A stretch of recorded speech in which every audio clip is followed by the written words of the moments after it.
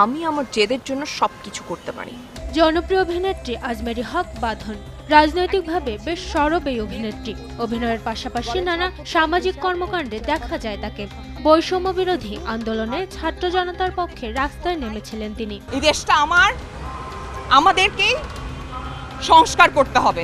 আওয়ামী লীগ সরকারের অনেকের সঙ্গে ভালো সম্পর্ক ছিল এই অভিনেত্রীর, এমনকি দলটির নির্বাচনী প্রচারণাতেও দেখা গেছে তাকে। ফলে তাদের কার্যক্রম খুব কাছ থেকে দেখেছেন বলে দাবি করেন বাঁধন। তাই জাতীয় নির্বাচনে অতীতের মতো রাজনৈতিক কারসাজি না করার আহ্বান জানিয়েছেন তিনি। আমার সম্পর্কে কি তোমার কোনো আইডিয়া আছে?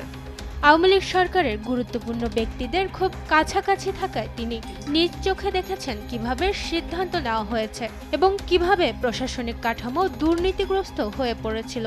রোববার সামাজিক যোগাযোগ মাধ্যমে দেয়া এক স্ট্যাটাসে বাঁধন লেখেন, 2018 এবং 2024 সালের নির্বাচন ঘিরে যে দুর্নীতি ও অপশাসন চালানো হয়েছে আমি তা শুধু দেখিনি, বরং তার অংশও ছিলাম।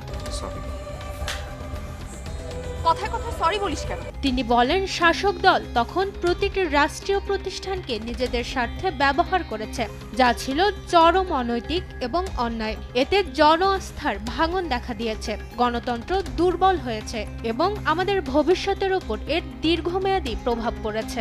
বাপ কেউ ছাড়ে না।